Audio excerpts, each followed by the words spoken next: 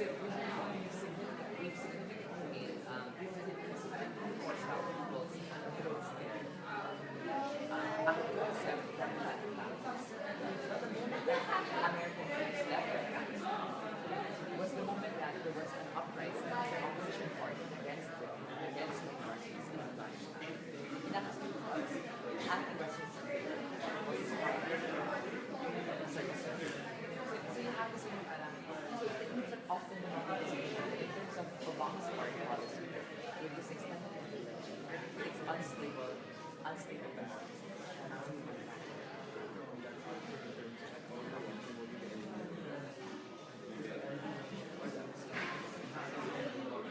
If you have the same trend, the anti-Western sentiment is still smart, it's not conversation. So I think that's the first word.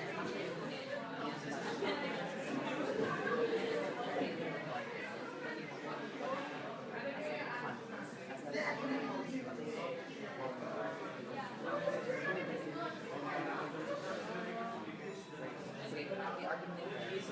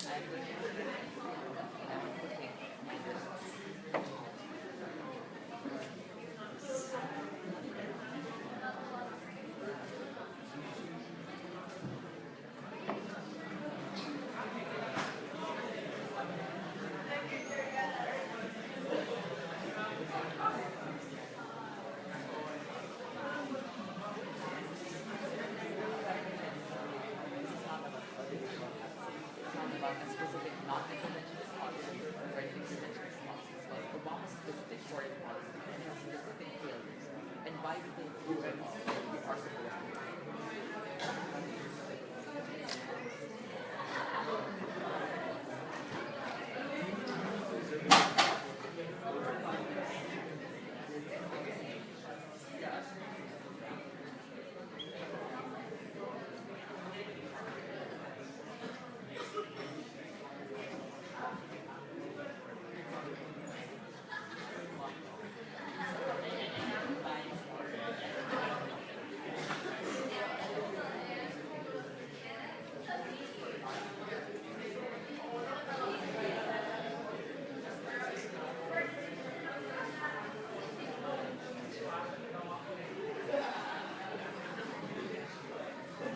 See, I only have like 23 people.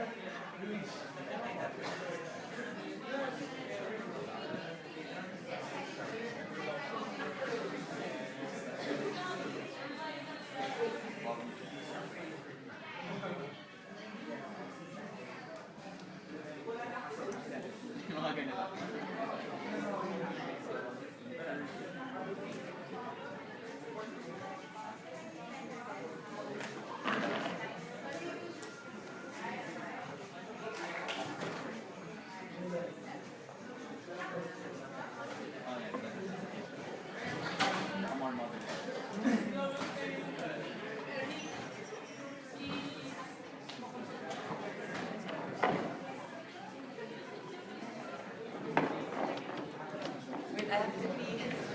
Okay.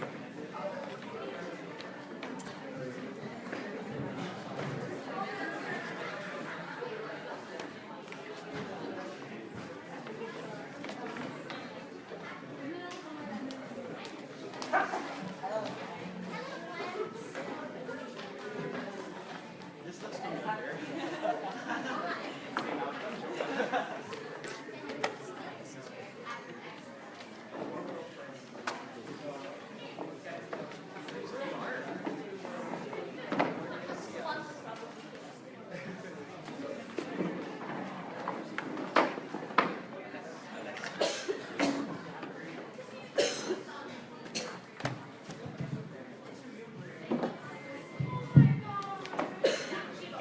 Okay. Can you know all the judges will be sitting at the fourth row, judges, please?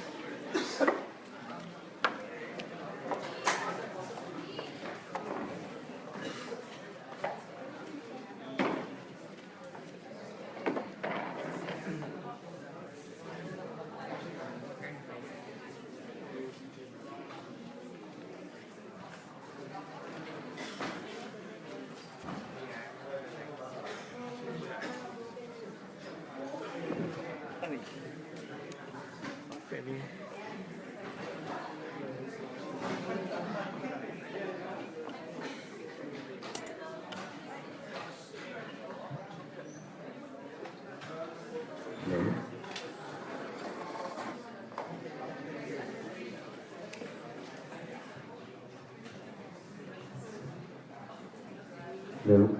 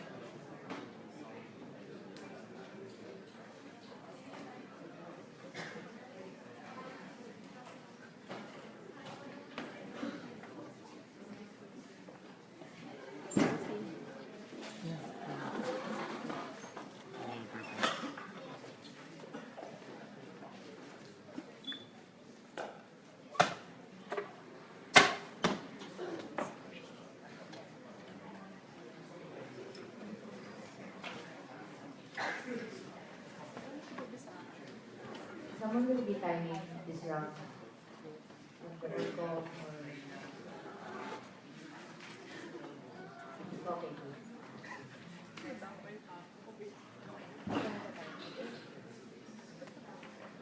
Alright, so welcome to the semifinal round of this year's NDC. Before we start, let's all congratulate the debaters for making it this far.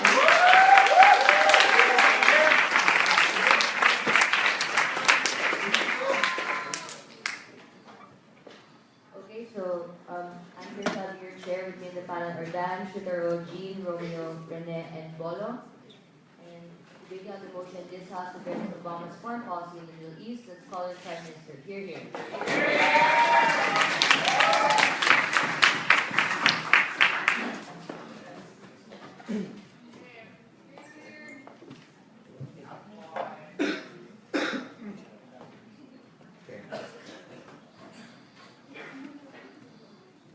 This debate is not about absolutes. It's not about intervention versus non-intervention. Obviously, this debate is about a holistic evaluation of Obama's foreign policy and whether or not there's a net benefit towards the lens of the American people. What we would suggest in opening government is that under the lens of the American people, that you can summarize Obama's foreign policy in 2 words: imperial overreach. We contend that right now, there are 3 characteristics of Obama's foreign policy, and we say that it has been too costly towards the American people. 1, Obama has continued what the 3 former presidents have done in terms of highly intervening in the Middle East. When you talk about Afghanistan and Iraq, when you talk about engaging in costly wars of regime change that have cost us for decades, we contend that insofar as there are successes like Iran, in terms of the peacekeeping to necessarily make them non-nuclear, we contend that there are also unsuccessful cases like Iraq. And how even after the assassination of Saddam Hussein, what we created was we created the power vacuum that allowed ISIS to gain control of Syria. And we say that's necessarily harmful. What we would want on our model in terms of what we would celebrate is a smarter strategy that limits our ability to necessarily engage in these wars and make sure that we don't engage wars that essentially are too costly or essentially fail at the end of the day. Moreover, the second characteristic of Obama's foreign policy is a dependence on oil with Saudi Arabia, which we think is inconsistent with the United Nations Sustainable Development Goal when the US is striving towards climate change but is still depending a huge chunk of oil with Saudi Arabia. We say that's harmful. But lastly, we say that Obama's foreign policy has not only affected the now but also the future, in terms of it contributed to the rhetoric that led to Hillary Clinton losing, because of the fact that foreign policy was one of the main issues in the presidential debates and what allowed for Trump to be the next president, and we say that's something that's harmful. Let's talk about their 3 arguments. Firstly, I'm going to analyze how there's been a failure of democratization and how even in its successes, it's been too costly. Secondly, I'm going to analyze its dependence on oil in terms of the economic interest and how that's necessarily against an era of infrastructure or an era of investment towards the American people. But lastly, I'm going to talk about the drastic effect in terms of the precedents it created to a world that created a foreign policy that now the United States' chief diplomat is Donald Trump. Let's first talk about the first argument in terms of failure of democratization. Realize that what happens is we have a new conservative project of unipolar dominance. What does this mean? This means that in the effort to democratize all of these countries, such as Afghanistan, what you created was you necessarily failed in the sense that you created those power vacuums where oppositions in Afghanistan are oppressive to women and minorities, where ISIS was necessarily a product of Obama's foreign policy. We contend that what happens now is that you do two things. One, you necessarily fail in terms of democratizing these countries because what you create is anarchy. What you create is that power vacuum because oppositions aren't strong and you necessarily create a power vacuum where these terrorist groups thrive. But moreover, you create anti-Western sentiment. The anti-Western sentiment that breeds among the citizens of Afghanistan, that breeds among the citizens of Iraq and Iran, which creates barriers to conversation, which creates the barriers in terms of our ability to diplomatically engage them. And we say this is something that's necessarily important. Realize that by engaging in these harms, we create more harms by creating more terrorists and more problems that we have to engage with. Even in the instances where we succeed, we say the process is too costly. When you talk about how we have 4,429 bases across 36 foreign countries, which essentially means there's a $900 billion deficit to the point that we're already in public debt. Realize that what happens is because it's so costly is that you end an era of necessarily diverting that funding towards education, towards infrastructure, towards technology. We contend that given that we aren't able to democratize these countries, and in fact we create anti-Western sentiment that creates more problems, moreover we say even when the successes come, they come at too high of a cost because we want to engage in a majority of these wars of regime change. In conclusion, we have failed at democratizing these countries because we say we have been unstrategic, but moreover we've not only created more threats, but we've created barriers towards resulting to diplomatic needs. Before that, I'll take closing if you have anything.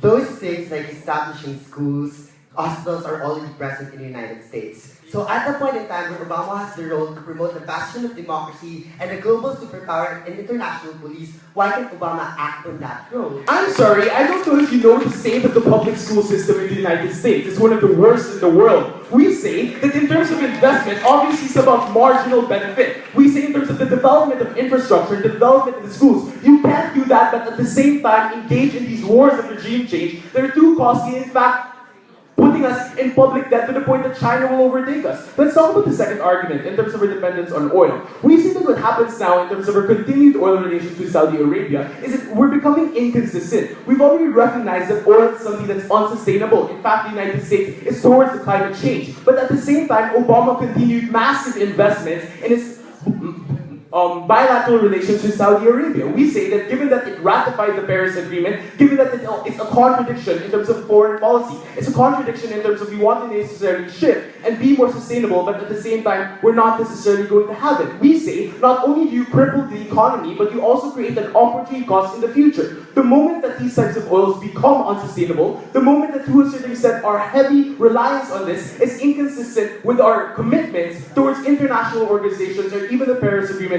to necessarily remove that. What is the last argument? The last argument is in terms of how you create a precedent towards foreign policy. Realize, under the lens of the American people, what Obama's foreign policy's failures have done in terms of the evaluation. We say that the election was an evaluation of the American people. A majority of the American people decided that they are fed up with Obama's foreign policy. A majority of rhetoric was created that we are spending too much money in the Middle East and not enough money here. That is the rhetoric that allowed for the Democratic Party to fail. That is the rhetoric that allowed Obama's foreign policy to necessarily create the environment where Trump rose to power. In terms of foreign policy, in terms of a leader that is necessarily antagonizing our other superpowers, in terms of necessarily calling Taiwan's leader even though he knows that China doesn't want that, or in terms of how he wants radical policies of necessarily killing even the families of individuals in Syria and Afghanistan, we tell you that it creates a dangerous precedent. What do you need to remember from my speech? Firstly, we told you that in terms of imperial overreach, it's too too costly. We tell you that this kind of investment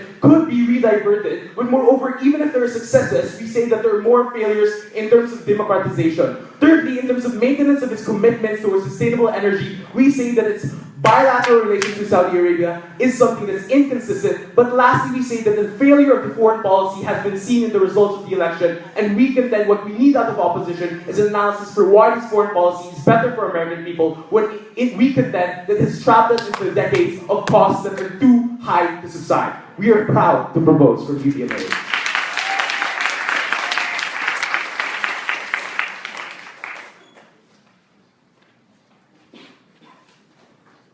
We thank the Prime Minister. Let's now call the Leader of Opposition.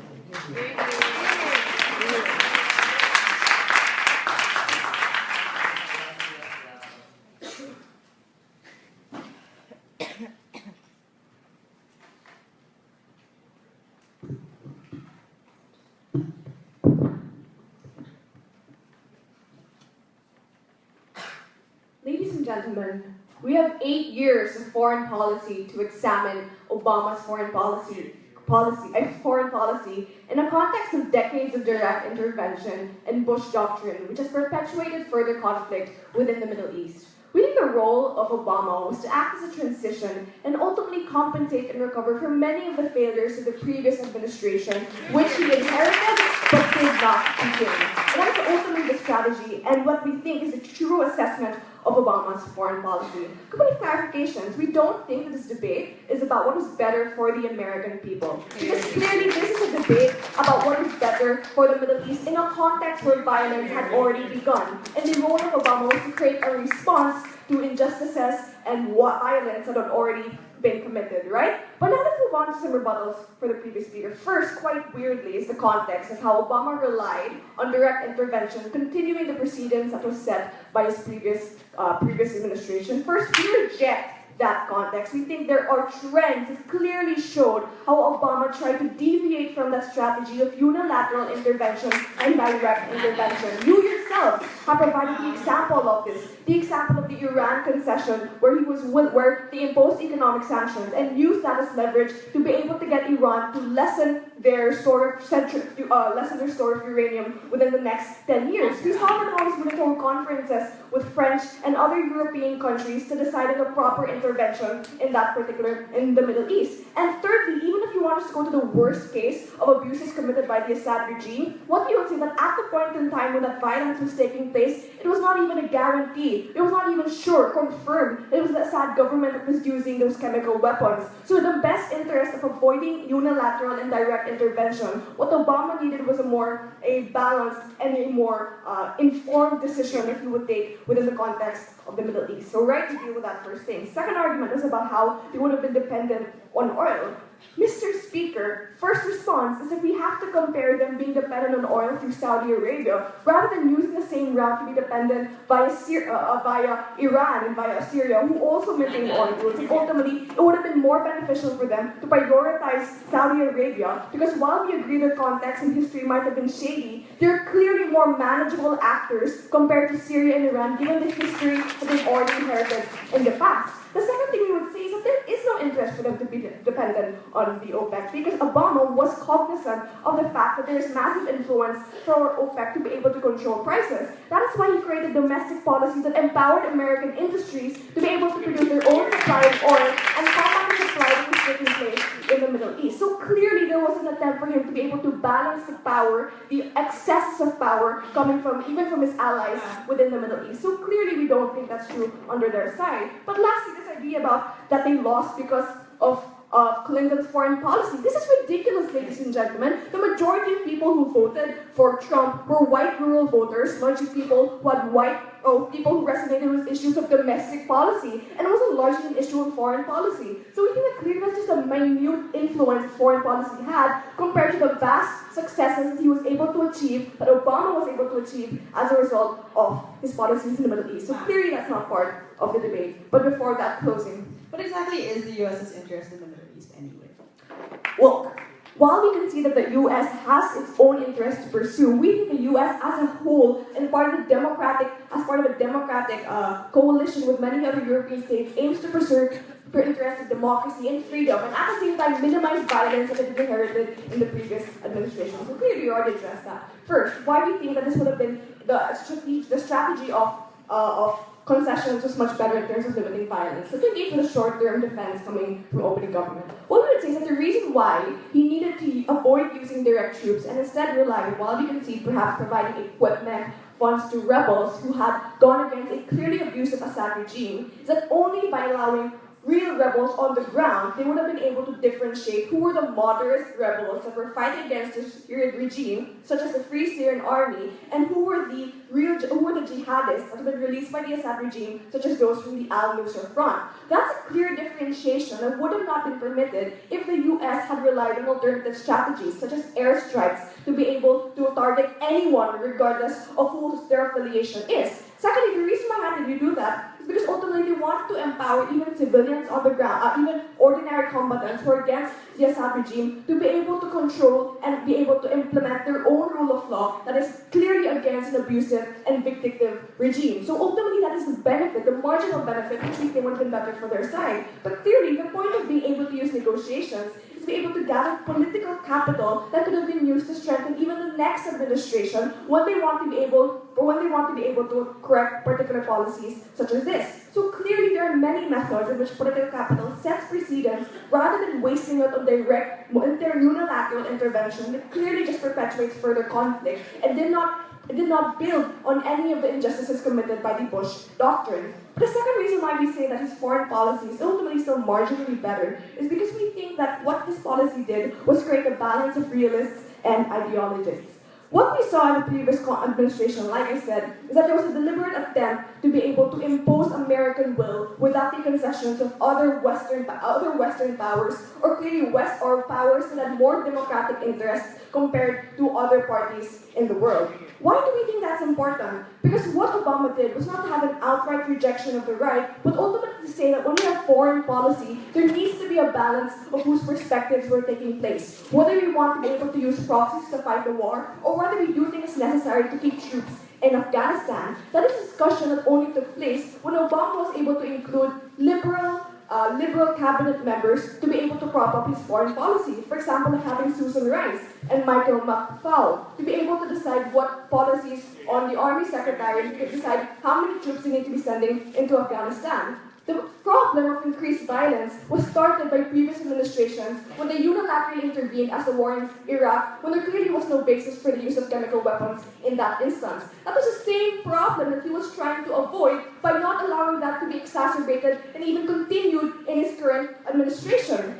Furthermore, we noted that there were so means to democratically force other countries to engage with them, and that sets a precedence even for other actors in the Middle East to be able to ultimately follow that precedence, because now they know that the only way they can extract concessions from the United States is for them to follow the same example as was shown in the Iranian example. So clearly there are trends, there are examples that show that Obama's was a necessary policy that was a transition to more multilateral-based approaches to foreign problems in the Middle East. Thanks.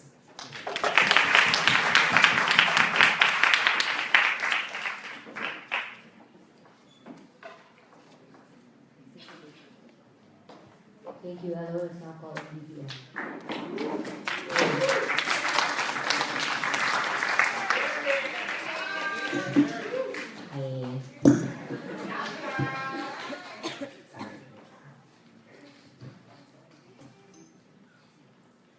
I'm going to extend in a very UP Manila way and ask 3 questions in my speech. Number 1, how has Obama's foreign policy affected public perception? Number 2, how has Obama's foreign policy affected global peace? And thirdly, how has Obama's foreign policy affected the American economy? But before that, I have one brilliant response against the leader of opposition. Because apparently, coming from the leader of opposition's refrain, Obama was to act as a transition for the failures of the Bush administration.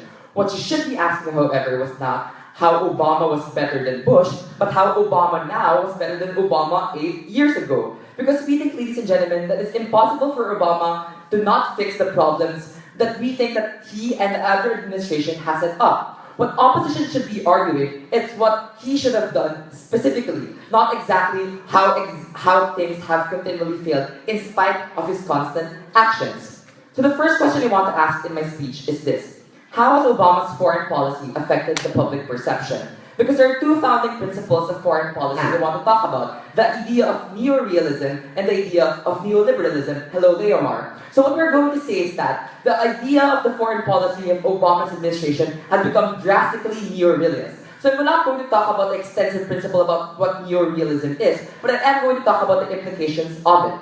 We think that the main assumption of neorealism is this: that things today go quite bad, but the likelihoods of people acting cooperatively or acting to fight for agreement is something that's less likely to occur. Vis-a-vis neoliberalism, wherein the idea is that people, in spite of certain failures, are still more likely to cooperate. What does this kind of foreign policy generate, ladies and gentlemen? We think this kind of mentality from Barack Obama, given his particular political capital to be able to send that message, has precisely what fueled xenophobia, particularly used by the Republican Party against the Obama administration. We think that the leader of opposition was incorrect when saying that somehow the foreign policy was not a deciding factor, given that when the public polls were released, foreign policy was the top of the people's concern regarding why they voted for Donald Trump. We were not saying that it was the only thing that people think of, but it was the significant factor of the confluence of things that people decided on. No, thank you. So we think, ladies and gentlemen, that given that that particular thing was something that they generated, we have to analyze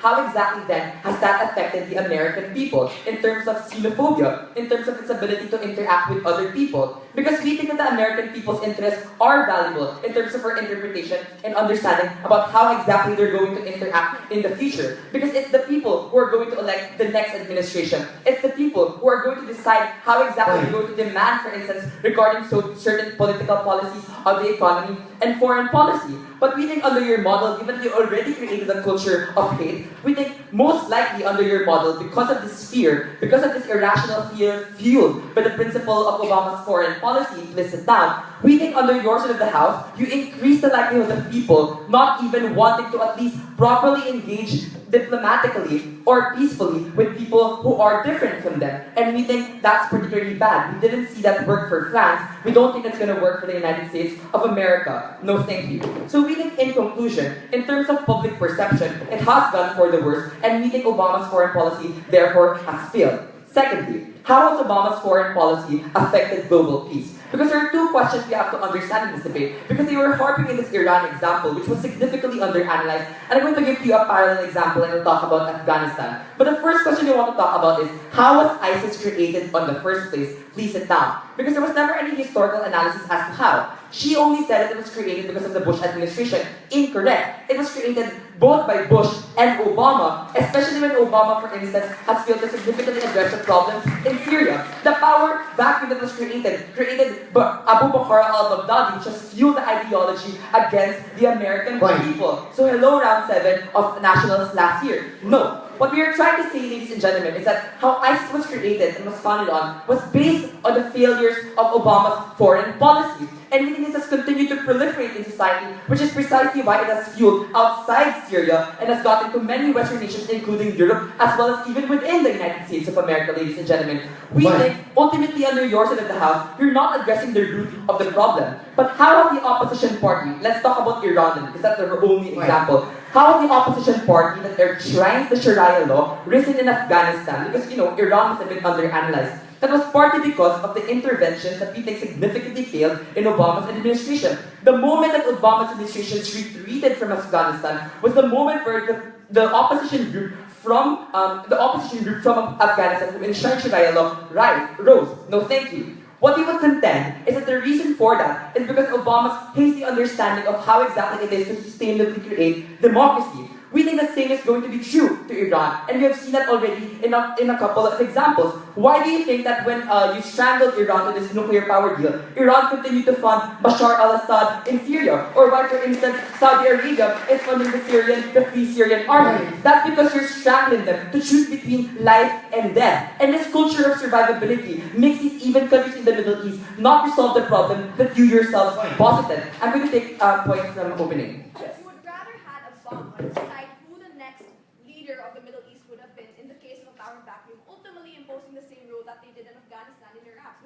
What you should have created, however, was to demand better and free election processes by ensuring that the system has worked on the first place. We think that was the alternative solution to the problem, yet you didn't do that. Why? Because you didn't want to see more American soldiers dead under your side of the house. And we think that's the particular problem, which leads me to the point I'd like to close on. How has Obama's foreign policy affected the American economy? Because this was the second reason why people didn't vote for Hillary Clinton. Given the context that recently we already signed the Paris Agreement, and also Obama's administration actively suggesting the Trans-Pacific Partnership, we think we have to be able to understand why exactly this skews discourse against the American people. Because we as an American people have lived with the principle that we should not be beholden or slaves to American corporations. That's the reason why, ladies and gentlemen, we have actively protected the middle class in society and actively protected the middle class in the United States of America. Because we think that the TPP essentially before was to address, to actively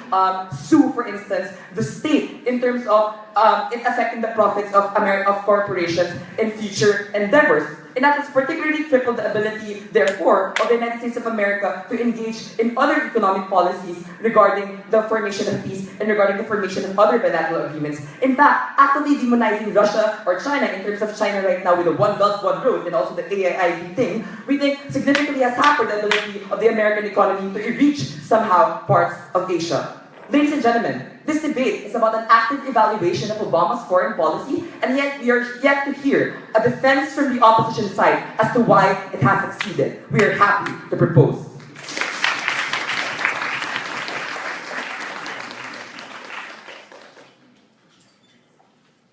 Thank you, DPM, and now it's calling Yellow.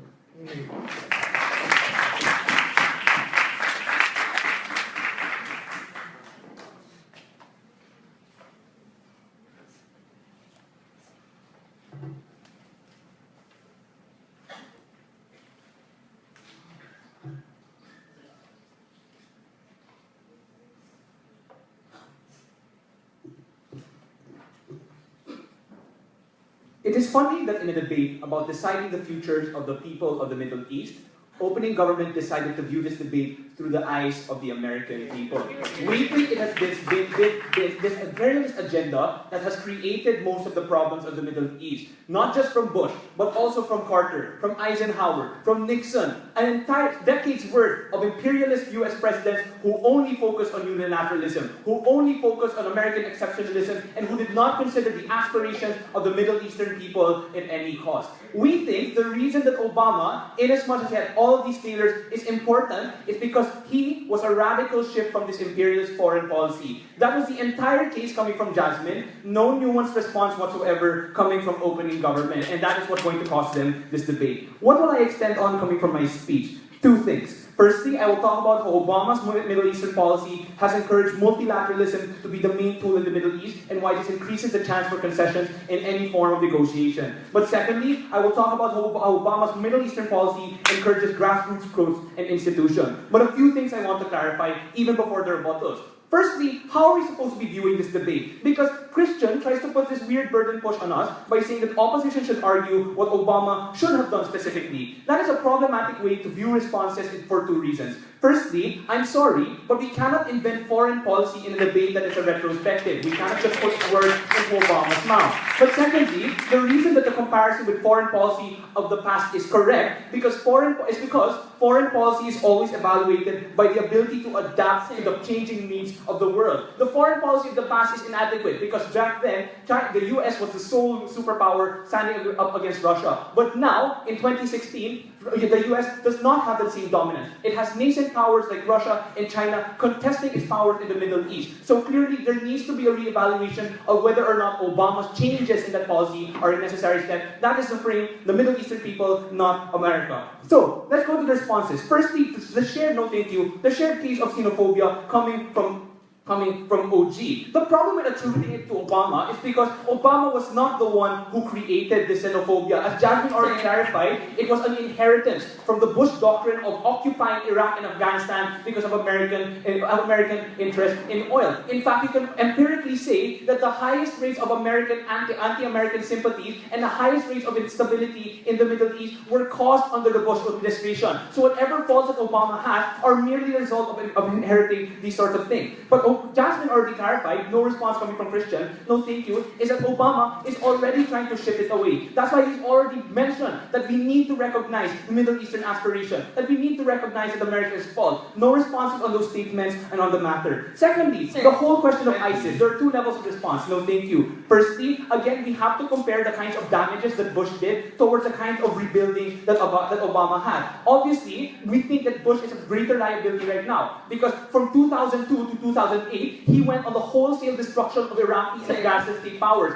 Arguably, it does not mean that just because it took you 6 years to destroy state power, it will also take you 6 years to rebuild those same kinds of institutions. That is an unfair burden of Obama. No, thank you. But what has Obama done? He has put increasing amounts of funding to rebuilding the Iraqi and Afghanistan National Army so that they could be independent of US foreign aid. That is a clear recognition of their own sovereign capacities to defend themselves. But secondly, under that, what exactly is their stance? Because coming from Christian, where he bemoans the pullout because of power vacuum, that is a direct contradiction to the anti-interventionist stance that was coming from Christian. Clarify that or you will lose the debate. I will take you after this. But lastly, on this weird comparison of foreign policy, we think arguably Obama has given the greatest flexibility to US foreign policy. The idea that he brought out the pivot to Asia, which means he would deprioritize to a certain extent the Middle East, means that he recognized that the US for the longest time has had a dangerous obsession with the Middle East. The idea that the Middle East was the only fight that it had to have in foreign policy. That has allowed Russia and China to continuously outmaneuver it in other places of its foreign policy, in other places of the world. We think, as Jasmine told you, we need to be more tactical with our concession, and that was good. Before that opening. But what we told you is that the adaptation that Obama is doing is to problems that he created in terms of an endless cycle of a failure to democratize and the rise of anti-Western militia groups, which not only threaten stability in the Middle East, but also the security of American citizens. Fine, even assuming that there are failures, the gravity of these failures compared to the overt imperialist agendas of the US, the overt interventions of America and the US are far far greater than what Obama has done. Let's go to the extension. Firstly, why does Obama's Middle Eastern policy encourage multilateralism? For decades, we think, no thank you, American exceptionalism in the Middle East encouraged the polarizing of states in the region. How? Because when America engaged in unilateral interventions and the constant use of proxy states, this encouraged these states who felt the brunt of the intervention and felt the brunt of the sabotage to inevitably go to America's enemies. We saw this in the Cold War, where years of being a client state of the US encouraged Egypt to gain parties with the Soviet Union. We see that right now with Iran and Syria going to the rising enemies of the American state, which is Russia and China. Clearly, the harm of US foreign policy's unilateralism is that it polarizes interest, because it is literally America against the rest of the world. That means there are less common interests, there are less grounds for concession, there's less grounds for peace. No, thank you. But what Obama has done is that he has encouraged multilateralism. He has encouraged that we find common interests first before we intervene, assuming we intervene, that we try to find common interests within our enemies. Jasmine already gave the example of Iran, on how we're able to gain concessions on Iraq and Iranians, no thank you, heavy water and centrifuge refinement. We also look at Libya, where before, no thank you, before they intervened in Libya, they had to pass UN Resolution 1973, which they spent 30 days with trying to consult with other Western nations. That is a step forward in multilateralism, because they know that America is not the only one who should be intervening, that they need allies that make a long-term and sustainable intervention in the future. Secondly, how has Obama's Middle Eastern policy encouraged grassroots growth? We think the reason that so much instability that happens right now in the Middle East is because when America intervened and turned the Middle Eastern states into proxies, they did not allow the people to voice out their aspirations for nationhood or autonomy. And the power vacuums that we're facing now are only the direct result of the US finally loosening its grip of power. Talk about the creation of the Iranian Republic to begin with, because America would not listen to the aspirations of the Iranian people. Talk about the issue of Kurdish separatists, because only now we are facing the full failure of Bush's administration to not recognize Kurdish aspirations to nationalism. But what has Obama done, and why do you think he's more likely to listen to the people? Take a look at the matter. He's rebuilding the Iraqi and Afghanistan National Army so that Iraqis and Afghans themselves can defend their own nation. He supported the Egyptian revolution against Mubarak, even if Egypt was a long-term client in the American region. This is a recognition that he knows the Middle Eastern people are finally willing to move forward. They are finally ready to make their own dreams without the American people. That is the true interest of America, to truly democratize. We are very proud to oppose.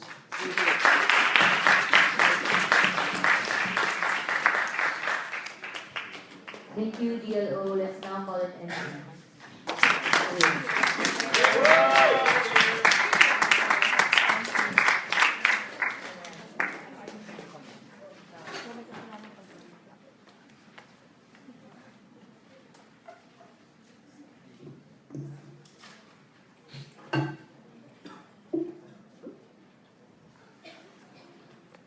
zoom out a little. This debate isn't just about what is too much or too little foreign intervention, or whether or not we want to intervene or not intervene, or whether or not secession or increased multilateral talks are the way to go, right? Because we have to understand that foreign policy isn't just about a set of things that we do or do not do in a certain situation. Foreign policy is inherently linked to the ideology that the country wants to perceive, that the country uses to drive itself forward in the get-go. So we have to understand that at one point or the other, the United States viewed both of the policies given by the opening houses as legitimate, right? But the question we need to ask this debate is, given the methods employed by Obama, were they strategic both internally and externally, given the context of those times? From closing government, we will say that they were not. What am I going to give to you coming from closing government that wasn't in either of the opening houses? I'm going to talk to my foreign policy isn't just about pleasing your people or serving interests in the Middle East, but how inherently Obama isn't just a US president, but he's a US president who's serving the US Constitution and the idea of the United States, not just in the past, but in the future and the values it wants to uphold. On our side, we believe it's better achieved when we allow him to do what he wanted to do, right? First, let all rebuttals will be integrated. First, let's deal with the idea of foreign policy because it's necessarily a bit nebulous coming from the opening houses, right? So it's not just a set of policies or a set of discussion points that we want to do. That's why I'm going to set you two standards by which you should judge foreign policy, right? One, let's look at foreign policy practically. We see that practically it's a toolbox that allows us to negotiate the political landscape. Because we do appreciate from OO that the US is a superpower and that they have interests to maintain and that they have a responsibility to maintain those interests. And we will concede, coming from closing government, that yes, we have had mistakes in the past. But the question is, was the caution that Obama took necessarily then something that's merited, right? We believe no. The caution that in the method he exercised did not help. OG framed it as, oh, this wasn't good because it was a problem with spending. We said the problem we necessarily have is what he spent on. Because sure, he could have decreased the amount of money he spent on military research, but that could have meant we'd rather have him we'd rather have him go into Syria and actually help evacuate the people of Aleppo, right? So a matter of how would he exercise caution and what concessions should he be willing to make or not. So what's the standard here? The standard here is, in terms of it being a political tool, was it then something good looking forward in terms of practical and strategic implications, right? Because Ho says, we need to work in a time of transition, we need to fix our mistakes in the past. We understand that yes, there were mistakes, but given a context where we have Islamist ideals rise, where we have Assad actively cracking down harder, where we have Russia doing airstrikes, and things like that, we need to understand, or we have ISIS gaining traction. It's not a matter of transitioning. It's a matter of how do we move forward and position ourselves so that in the future, when more abuses happen, how can we be more strategically positioned to be able to end those abuses? That's the first standard. What's the second standard? The second standard is, given that foreign policy is the way forwarding ideology and extending the values of the US state, how do we externally still keep good ties and positive perception? Because those will affect US for future relations, right? Because it's not just a matter of Obama itself, but how has Obama affected the US state. Internally, this also means, how do we uphold not just the people, but the US constitutional values in terms of upholding democracy, equality, and taking our humanity and the global order that respects humanity, right? So let's nuance this further. So I've already talked to you about the two standards we've given for foreign policy, right? One has to be practically strategic given the context, and second has to be ideologically aligned. So what we're going to do, we're going to talk about how what opening opposition proposed isn't necessarily aligned with US values and why it's something we don't want to forward in the future, right? We raised in the POI from my partner. What is the US interest in the Middle East? They gave us some vague answer about, how they have their own interests to serve. We want to be able to minimize violence, right? It's easy for us to concede and to accept that burden, right? No thank you. Because you have to understand then. The question is, what are you necessarily morally obligated to do? In as much as they weren't able to give us what those interests are, they didn't tell us why those interests are the most important, then we necessarily rather do a short term, right? Because they're playing the short term game, which is let's talk to these people because maybe we can get somewhere in the future. The short-term game is, let's figure out what they want so that we can figure out how we can strategically position in the future, right? But we operate in a context of urgency. That's why we need to play the long game, which is ideological, right? Because any sign of weakness we show now will make it harder to function in the future, and this is the exclusive line of contribution coming from closing government. Before that, sure. Let's use your standards then. Opening opposition already talked about practicality, coming from Jasmine's speech where it gives us more flexibility to negotiate. But principally, we also discussed that Obama's administration upheld the self-determination and the rights of the Middle Eastern people to determine who they are. Okay, you have to understand that we have to talk about to what extent is flexibility actually a value, right? Because you understand that, sure, we want to allow the Middle Eastern people to be able to self-determine. But in the context that we are in the context of governments who are actively cracking down, of people who do not want to cooperate or to compromise, is that actually going to happen? Especially if the US itself, who serves as the bastion of ideals, lets down its guard a little, or compromises a few things that it may not have wanted to compromise. We believe that on your side, you make it harder to achieve those goals, right? So let's talk about the long game, and what's necessary that we support a strategy that's ideological and why we regret what Obama did. You have to understand that Obama played in a way that made us lose the big game. For example, let's take this example of Syria, right? He was very clear from the beginning of this, that Assad should step down, and that he drew the line in the sand, that the US will intervene when Assad necessarily uses chemical weapons. What's the problem? The problem is when chemical weapons were finally used and people in Syria and Russia started bombing people, Obama necessarily did nothing, right? The problem is not that he did. The problem there is because he was willing to be seen as flexible, because he was pandering to what people wanted, was that he wasn't principally consistent with what the United States necessarily stands for, which is taking care of people and making sure people are adequately addressing their needs, right? Why is this hard in a context where we don't just have multilateral talks, but increased multilateral talks among things that shouldn't even be negotiated about, like whether or not to whether or not to evacuate people in Syria, for example. It means on your side, we necessarily water things down. Because it's easy to say, oh, we have multilateral talks, we listen to everyone. And it's easy to make it sound like everyone wins, right? But we have to understand that in this context, the US did not win. Because then you think to yourself, maybe it's good to not intervene, because you can let some people die now. Maybe it's good to negotiate with these governments, because maybe some of these rebels are not moderate enough and aren't worth saving at the end of the day, and some abuses can be let go. When you have the level of flexibility that we want, that's the last thing that we want, because it just means that we're subject to more caprices. We're subject to more people who want more things from us, who we're not necessarily beholden to, right? So we then have to understand, we need to work on the side where we support what the US wants and what their constitutional values are. On their side, they had no links on how they're going to preserve that interest. And we say that actually they're just beholden to more people. On our side at least, we say that we wanted Obama to do something that upholded what democracy is, that upholded having more control and strategically positioning themselves in the past. And that's something that his foreign policy hurt not just him and the people, but the US in the future. Thank you.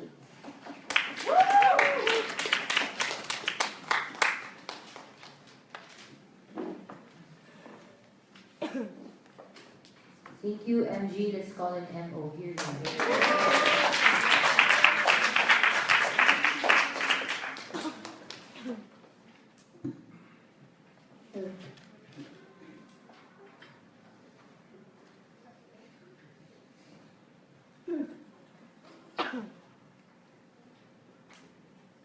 We're not going to blame what has happened in the past or what the failures of the past administrations before Obama has failed in doing, and why Obama's best job right now is to be able to clean that up. We think that the harm, it's a harm we can absorb, or anti-Western rhetoric is a harm we can absorb, because the biggest value of today's debate is not about public perception or how other countries even view the US, but rather the maintenance of ideological dominance and the creation of an environment that is more conducive for liberal societies to be able to uprise. We think that the US has done a good job in doing this because, number one, they did not act rashly based on undetermined conclusions, like for example, on what if Assad has really been the one plotting against people in Damascus in terms of attacking with chemical weapons or whatnot. We think that these are steps that they needed to take extra caution in terms of dealing with. And number two, we don't think that the US has to be able to attack them unilaterally, because it's a fight that the US cannot win alone. And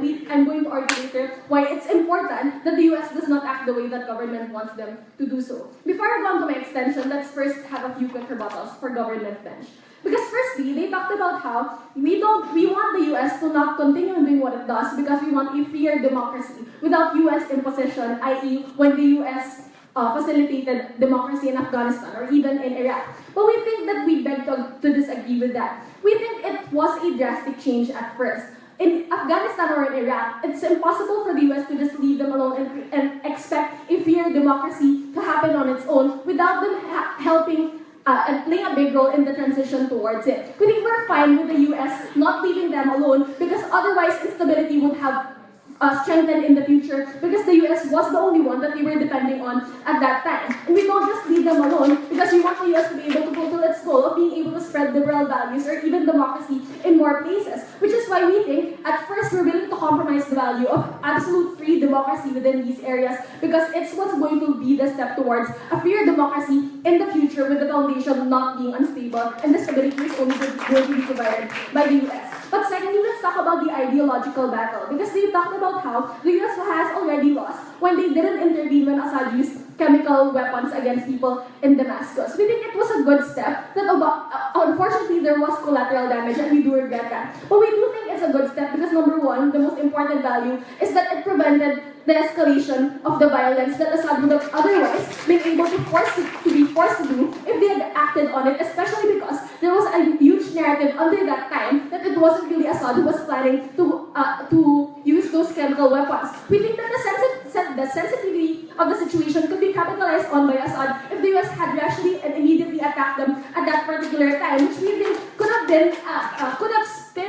spun the narrative towards them justifying an escalation of the violence against the people on the ground or even against the US at that point in time. So we think that the US has done its job in terms of protecting more people who would have otherwise been victimized by unnecessary escalation of violence.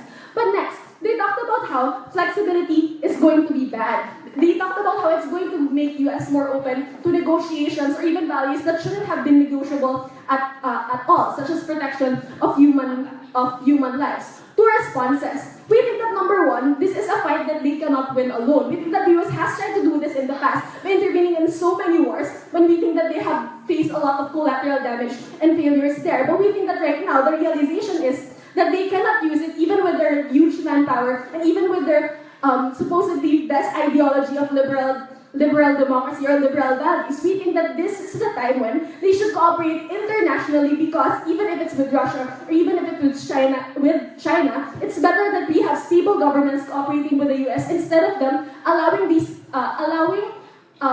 unstable regimes such as Assad's regime to capitalize on the weakness of just one superpower who is trying to spread itself too thinly everywhere. We think that even more, it's consistent with liberal values because they're not trying to just unilaterally attack on anyone because they're trying to gain as much opinions and as much strategic intelligence as possible by being flexible under our side of the house. But lastly, about the idea that human rights should be non-negotiable and it's something that should be absolutely acted upon immediately by the US, we think that this is a highly subjective value in today's debate. Because what the US did is, even if it was not able to protect everyone in that particular area, what it wanted to do in line with the principle of protection of human rights is to prevent the escalation of the human rights problem by protecting more people from being attacked by an escalation of the violence inside Syria, which could have happened if the US acted rashly in the first place. Before I proceed, opening. Affirmative bench never defended that the US should do it alone or leave the Middle East alone. It's about the method of intervention. We told you that it created the breeding ground of various ISIS attacks happening on US soil. You need to engage with that. I'm going to engage with you right now using my argument, and I'm going to lay out first what exactly had been the successes of the US, not just in terms of human rights protection, but in terms of hugely de-escalating the violence inside the Middle East. Let's take a look at what exactly the successes of US have been, and I'm going to answer the question of yours later. Firstly, let's talk about how over the Obama administration, the power of ISIS has significantly been able to diminish. We think that the Obama administration has been able to facilitate taking away oil refineries from the access of ISIS. And we think that what it has done is to significantly lower the amount of money that ISIS can get and therefore lessen the arms that they could purchase to make their forces stronger. We think that this way, the US has also been indirectly been able to protect more lives from being victimized by the ISIS, even if there were a lot of collateral damages in the past in the cities that the ISIS has taken over. So we think that the system might not be perfect, but we think that this is the perfect way for us to, in the long term, be able to de-escalate the problem of the ISIS because we're weakening them from the inside by nipping off the bud of where they get their resources from. But secondly, we also think that it's been successful, as mentioned in the Iran nuclear deal, which has been galvanized through the continuous monitoring of the Obama administration, which has lessened because Iran was also an active party inside Syria at the end of the day. We think that the de-escalation of the power of the nuclear power of Iran has also helped in protecting the human rights inside Syria. But next, we think that they have all taken back a lot of cities through the help of the US, i.e. the city of Damascus, which was taken by which was taken using the help of the US in the first place. So therefore, we think that what the US has done through all these steps is a longer term of change, because they have created an environment which is more conducive for liberal values. Firstly, because they are not able to act rashly and act independently, where these unstable regimes could capitalize on the weakness of just one state. But secondly, it's because they're able to create an environment where people can thrive on their own in the long term, because these individuals are more protected and are insulated from escalated harm in the future because of all the little steps that US was able to do. And they've never proven what exactly are the steps that could have been taken or could have replaced these steps, because obviously diplomacy has never worked in the first place. We think we've done all that we can do, and the best thing to do is to continue on the efforts of Obama to be able to take these little steps towards stabilization of the Middle East.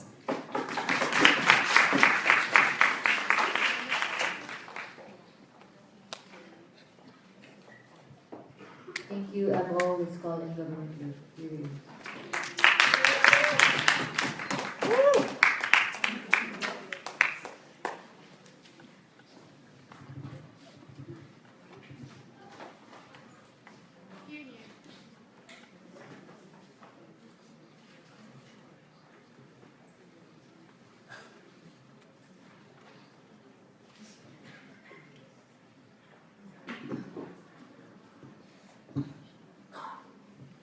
This debate isn't about absolutes. This debate isn't about should we intervene or should we not intervene. This debate is about, as a state, what is it that we really stand for? What is it that we really care about? And how do we strategically place ourselves so that those interests will always be preserved, will always be undiluted at the end of the day? Because coming from us, we're going to actually plug in what was missing in this debate, right? What exactly are the standards of regretting something? What does it mean to be the President of the United States and have not only foreign policy as a toolbox, but the most powerful toolbox in the entire world? We're also going to talk about what was the US interest now, and why do these principles have to be upheld? But more than that, we have to question, regardless what the characterization of Obama's methods are, what's important is we brought to you the standard of questioning what those methods have been and have they been effective, and are they aligned with our principles as a state, right? Because I'm going to be talking about these in my speech, right? But let's go through a few rebuttals to the previous speaker. Because Mary told us that, well, we think it's a good step, and we think that these kinds of interventions prevented escalation at the end of the day, and that the US can't win alone. Again, we never told you we don't want the US to have any multilateral talks, but what they had to defend to us was why no multilateral talks to this increased extent that Obama has brought it.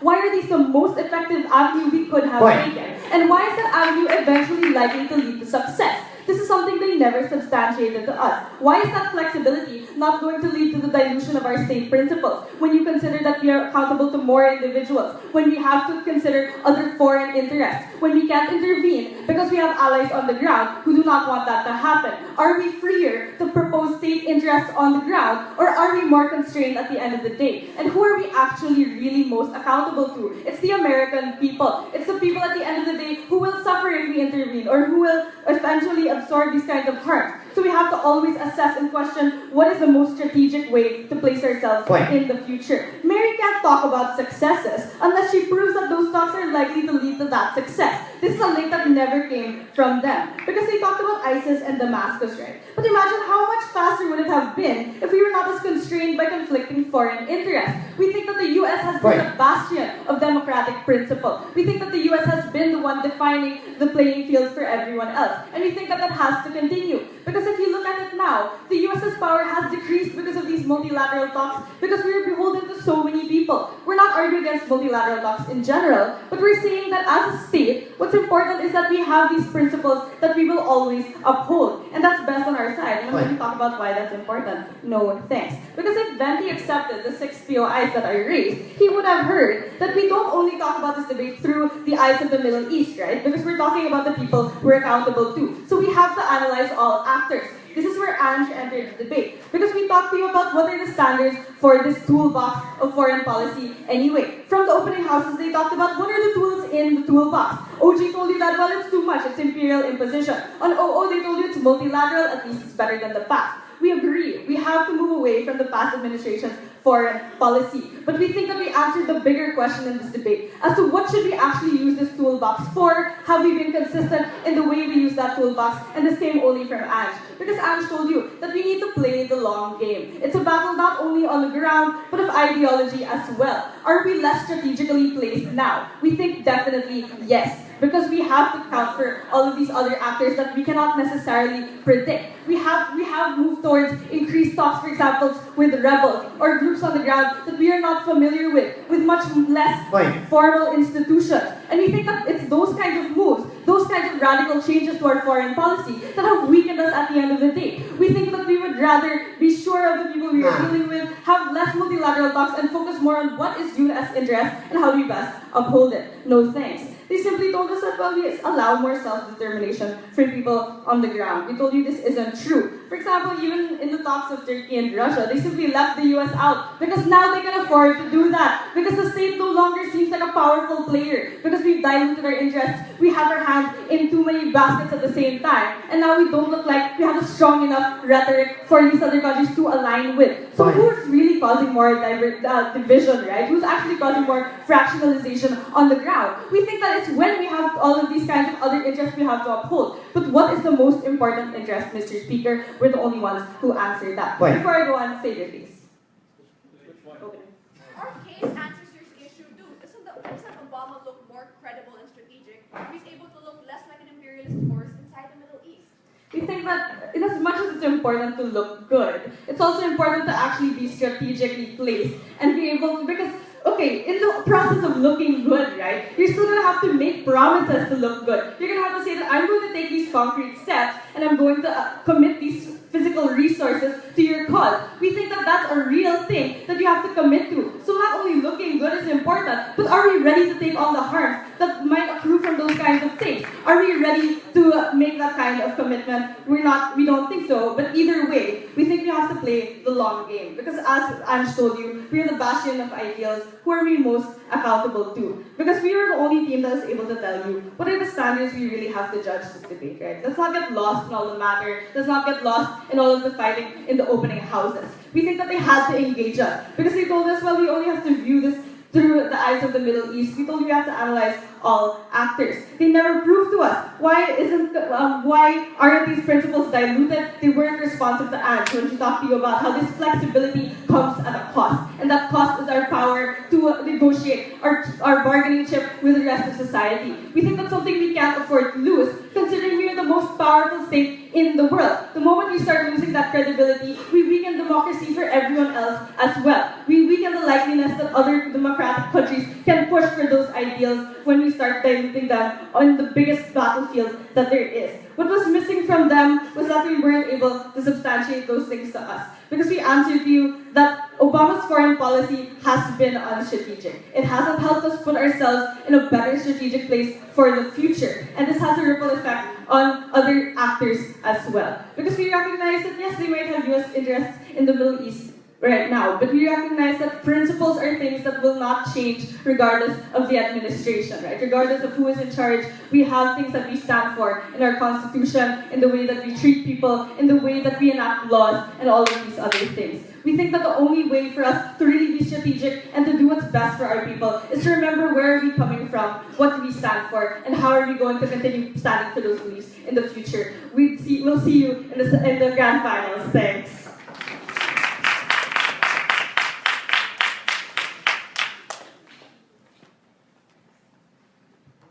Thank you, Government Whip. And now to finally end the debate is calling opposition to hear.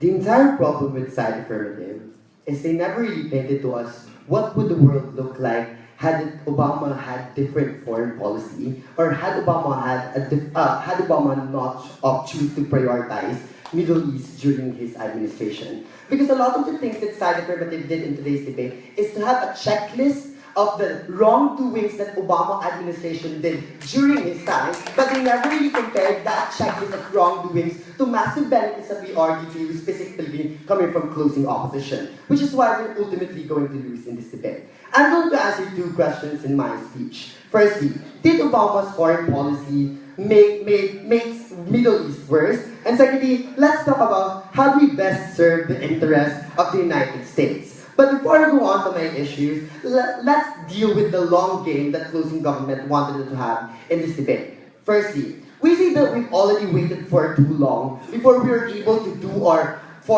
enact our foreign policies in the Middle East. We tried negotiating with the dictators, for example, but these dictators just shrugged the interests of the United States off, just shrugged this invitation of diplomacy off. So because we say that war and intervention is always the last resort of any country, and we say that during the time of Obama, we've already reached that threshold, given that a lot of people are already dying on the ground, and these dictators aren't open to any diplomacy as what they wanted to talk about. Under your side of the house, we say that in the absence of Obama's foreign policy, a lot of the people are still going to die because they're going to be trapped in a system of systematic oppression that deprives them of their rights. You have to prove under your model how exactly does your model, for example, mitigate that no clear defense coming from side affirmative. Let's start and go to the first issue. Did Obama's foreign policy make Middle East worse? The first thing that we've heard coming from the entire affirmative bench was that there was a failure to establish democracy because we've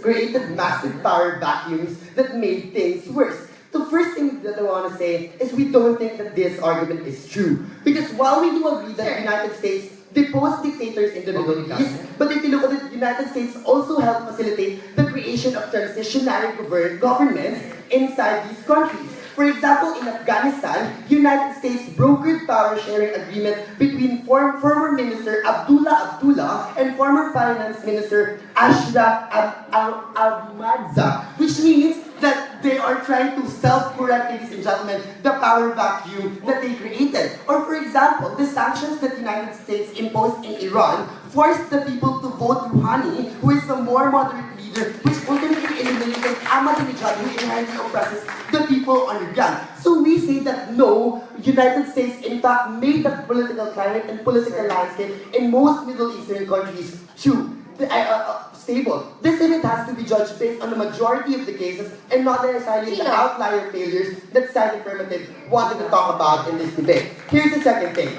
They said that Obama's foreign policy created huge dependence on gas, to which we say is a weird argument for this debate. Because firstly, the United States is a large producer of gas as it stands now. That's why they are having massive oil fracking, and they have huge deposits of shale and natural gas. So I'm so sorry, opening government, but your argument is in fact irrelevant in this debate. Here's the second thing. If OG argued that Obama already ratified COP21, then that means that the main motivation of intervening in the Middle East isn't necessarily oil, because at some point in time, they're willing to give up that interest in oil anyway, because they want to fulfill their commitment in the fight against global warming. So we don't think that this argument is in fact true in today's debate. What is the conclusion of this first issue? We say that Obama's foreign policy helped stabilize the political landscape in the Middle East. We don't think that the demagoguery of side affirmative is going to make them win. Closing.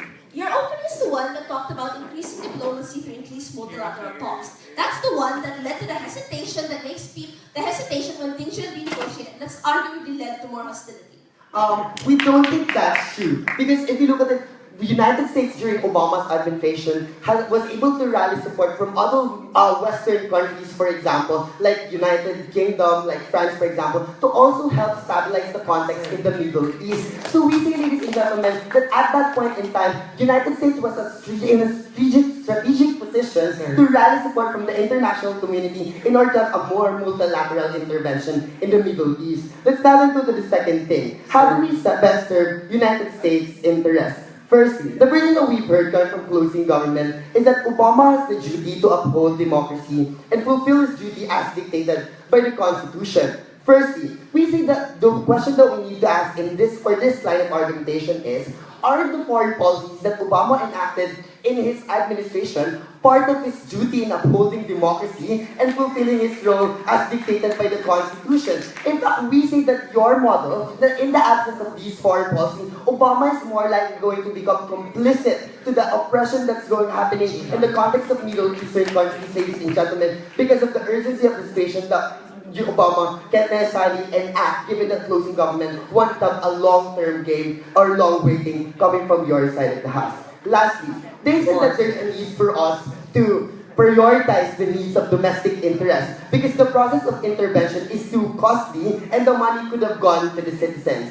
Firstly, they never really argued to us why domestic interests of the United States is more important than solving the instability in the Middle East. Because comparing the urgency of the situation, at that point in time, United States has the moral responsibility to intervene in the Middle East, given that they are the ones who created the problems as what you yourself defended in this debate. We say, ladies and gentlemen, that Obama's intervention or foreign policy is a form of self-correcting mechanism of the mistakes that the previous administration did, or even the mistake that the Obama administration did in today's debate. But secondly, we say that Obama's foreign policy in fact protects the domestic interests of the United States. Because being able to control, ladies and gentlemen, the terrorist activities in the Middle East also protects sovereign interests of the United States, because you're trying to prevent, ladies and gentlemen, these terrorists from infiltrating the United States as well, given and preventing the another 9/11 bombing from happening again. What is the conclusion of this second issue? We say, ladies and gentlemen, that the best interest of the United States is in fact upheld by Obama during his time by enacting foreign policies that try to control and mitigate the problems in the Middle East. For all these reasons, we're very proud to oppose. Thanks. And this concludes the opposition whip. The debate is now crossing out. Very, very,